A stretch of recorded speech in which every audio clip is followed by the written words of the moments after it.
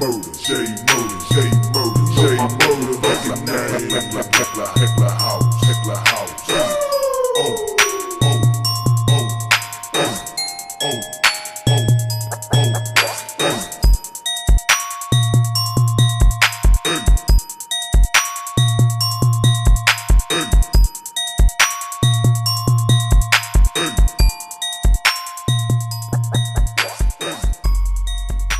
What's up, YouTube? It's your boy Thomas back again with another rendition of Truth Be Told.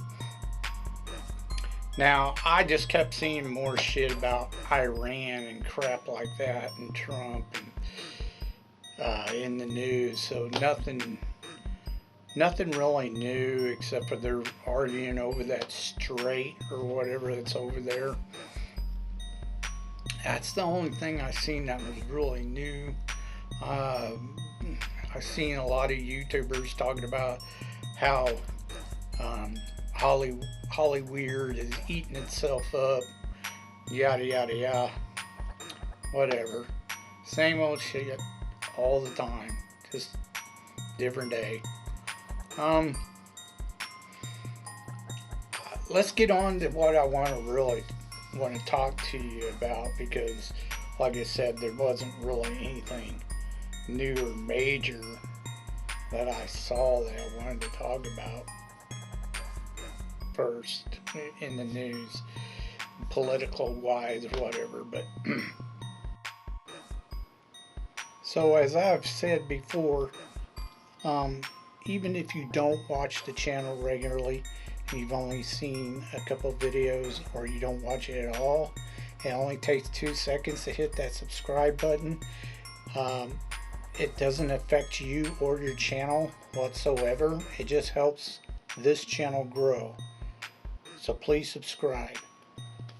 Also, I have another channel. It's called Easy Does It. The link is in the About section. Check it out if you like gaming vlogs and reviews and reactions to other YouTube channels. Okay. Again, subscribe.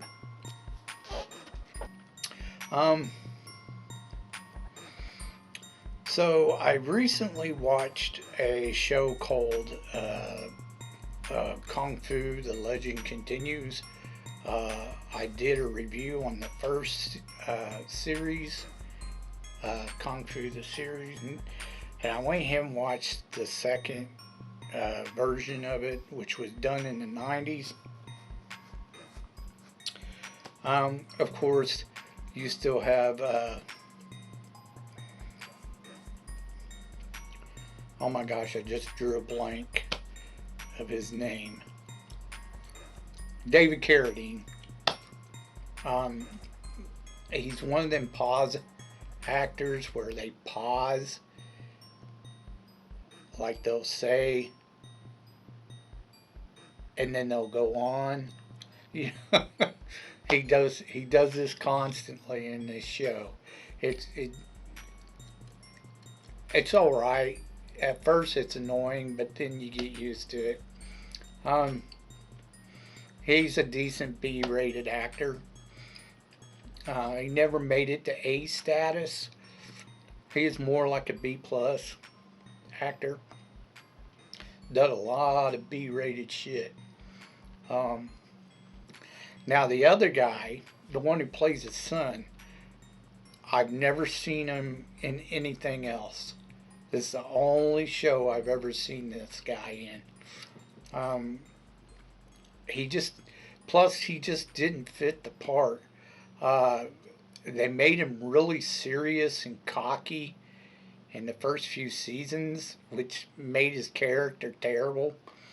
And then in the latter seasons, they tried to make him more sensitive to his dad, David Carradine, or whatever. They made him more, how do I put this?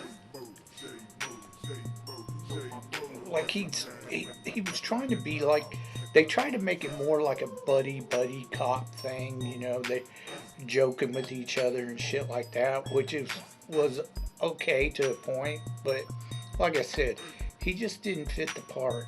He just, I didn't care for him at that part. Nothing against the actor, I just didn't care for him for that part. He didn't fit it. Now they do change out the boy who plays the son in like the flashbacks in the last like season or two, I believe. They switch out. They get a different actor to play the son or the boy in the flashbacks. Yes, it has flashbacks just like the original Kung Fu. You know that, and then the next thing you know, fucking they're going back to sometime when they were a kid or some shit. They have to do it every single episode. Now I could see maybe doing it once in an episode, but they gotta do it like 2 or 3 times. It's annoying as fuck.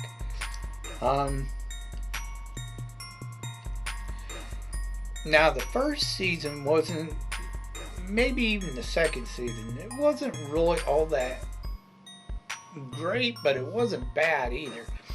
However, once the show started going, by the second or third season, they started doing this fucking shit where he's like time traveling and shit all the time. Like back into the past. And I'm like, what the fuck, man? I don't care if he's Shaolin priest or whatever the fuck he is. You can't travel back in time. And then they made this Shaolin Baba fucking realm, you know, the mystical realm where everything's good and enlightened and shit for the Buddhist monks. And I'm just like, get the fuck out. Now you can travel to this realm, you know, and he's like this spiritual Zen master. And I'm like, okay, you're pushing it. You're really pushing it. I mean, they were pulling out some hellacious shit to do with spirituality crap. You know, he's doing all this mystic crap towards the later seasons. And then they introduced, like, he has this evil brother or some half brother or some shit. I'm like, okay. And they only do 1 episode with him in it. It made no sense to do. Why even make an evil brother if you're only going to do 1 motherfucking episode with him? Made no sense. They kept bringing back some of the Chinese actors that play various parts. Even some of them that played in the original Kung Fu series. They had some returns. But they would play various characters, but there was one character that they just kept dishing out as like his main bad guy. He's some guy who's did something called the Tiger Clan or some shit like that. He ran the Tiger Clan, and he was a reoccurring bad guy that he would have to deal with quite often. It's like an offshoot of the Shaolin monk crap, and I just like, what the hell are you doing?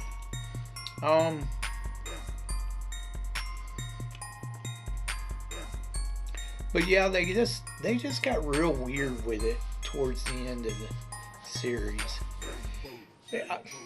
Overall, it was an okay watch, but it was definitely fucking 90s cheese. Like the graphics and the storytelling, it was definitely really cheesy. 80s had some cheese, but it was good cheese. 90s, I don't know what it is about 90s shows, but the cheesiness is over the top. It's just ridiculous sometimes. This one was cheesy, but it's worth a one-time watch, I would say.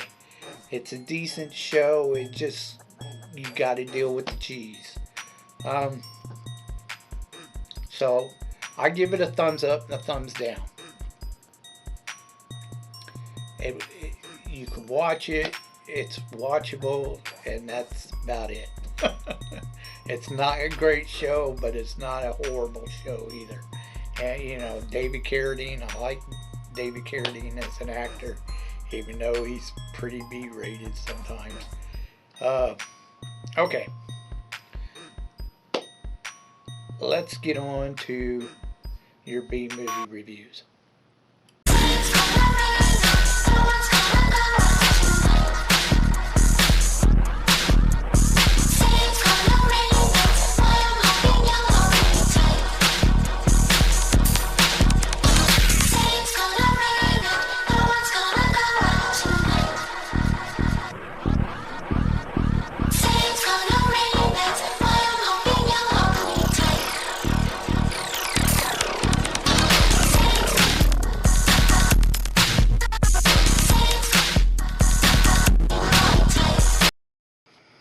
Okay, movie holics.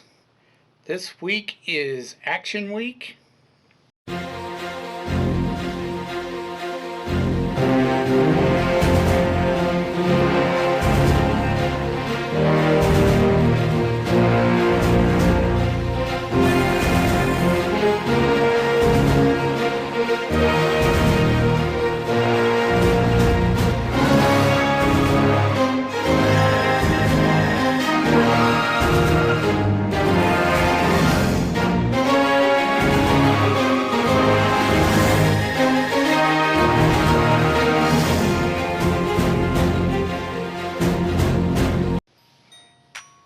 Now, I went ahead and decided to do a couple of Brandon Lee movies. The first one is called Rapid Fire, and it was done in 1992. And it made about 14 million worldwide. So it did alright, I guess, but not really that great. Of course, Brandon Lee is in it, and then Kate Hodge is the female lead. Now, basically, the story is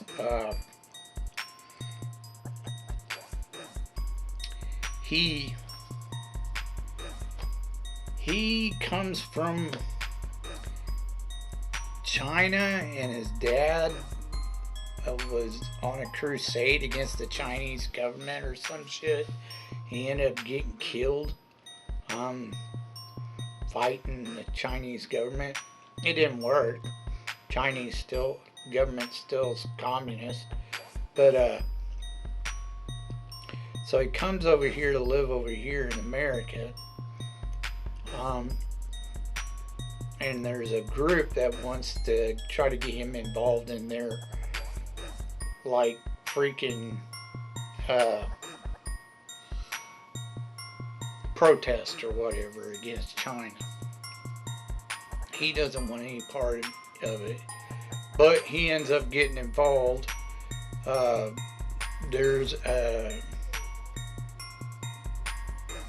drug dealer or whatever. He's causing problems. He's an American drug dealer, but he's falling out, like he's gotten bankrupt or something. So he starts messing with this Vietnamese guy who's a drug dealer partner kind of with him or whatever. And they're having problems because he's like begging the Vietnamese guy for money or some shit. And the Vietnamese guy says like, he's all like, no, fuck you, you know, you're on your own. Well, there's another guy involved, like a middleman, and Brandon Lee's character sees the American drug dealer kill this other guy. And so now he's a witness, and now everybody's trying to kill Brandon Lee because he's a witness to this. Even the FBI's in on it. he meets a cop who tries to help him because he's been after these guys for a long time. You know, he's one of them. You know, the cop has the vendetta against the bad guy, drug dealers or whatever.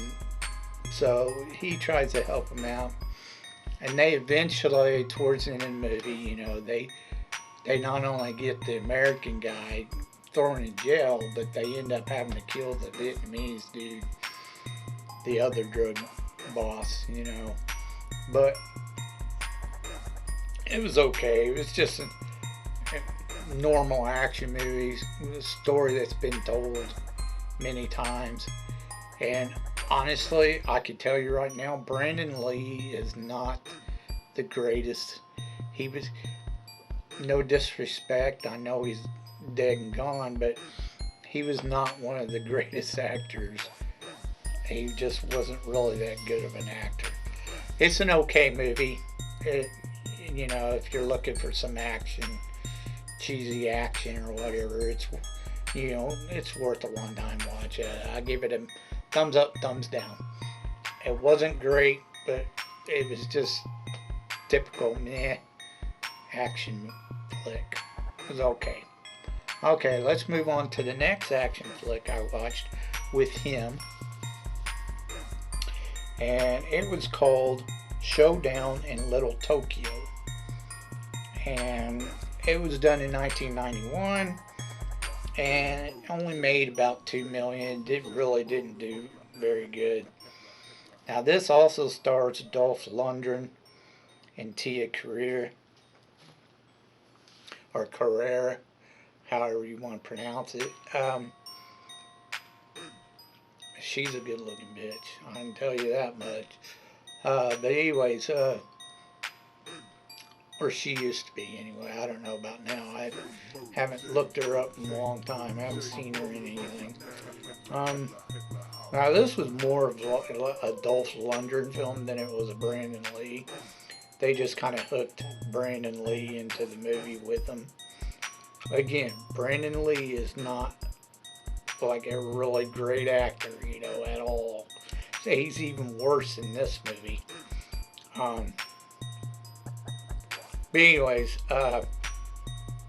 Dolph Lundgren wasn't ever like a superb actor either. He's a pretty big B-rated actor. He's never been that great of an actor either, I don't think, in my opinion. This movie is about the Yakuza, Japan's criminal organization, famous criminal organization. You'll recognize the main guy. He plays the Japanese bad guy. He's in quite a few movies. He plays Shang Tsung. Yeah, I can't ever think of his name. He played Shang Tsung in Mortal Kombat and shit. But anyways,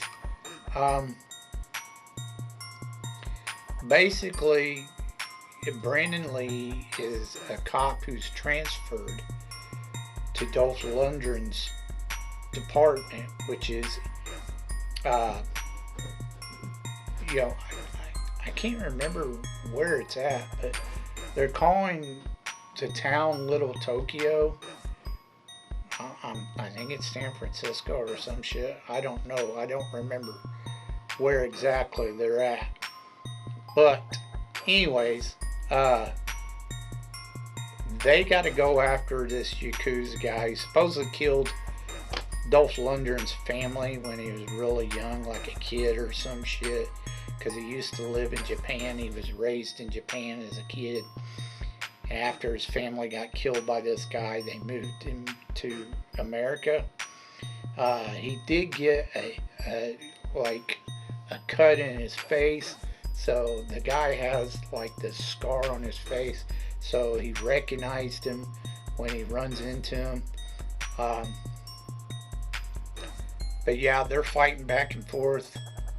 I can't remember exactly if it's over drugs or some shit. I can't remember exactly. I know there's a bunch of shit going down between the police and the Yakuza in this movie, but anyways, they end up fighting. you know, they end up kicking the bad guy's ass, of course. Uh, and then, you know, they win, save the day. You know, that's the end of the movie. It was okay. Again, another one of those typical, just drug action type movies, cop buddy movies. They tried to do the buddy cop thing with them too, but they just didn't gel. Brandon and Dolph didn't gel. They were trying to throw like these comedy one-liners throughout the entire movie, and it just didn't work. They were trying to do something like the Lethal Weapon type buddy cop thing, and it, like I said, it just didn't work. It fell flat. The jokes. Like I said, it's okay for, you know, something to watch for action or whatever. A one-time watch. It's all right. I give it a thumbs up and a thumbs down. Check it out if you want. If you have any thoughts about what I talked about earlier in the video, leave your thoughts down in the comment section down below. If you can think of any underrated or, you know, really B-rated movies you think I never even heard of, please leave your suggestions down in the comment sections down below. You know, that's my jam. I like the B-rated stuff and reviewing it. So, yeah. If you got any suggestions, go ahead and leave them down there in the comment section down below. So that's all I have for you this week. I told you you'd be told the truth, and you just been told.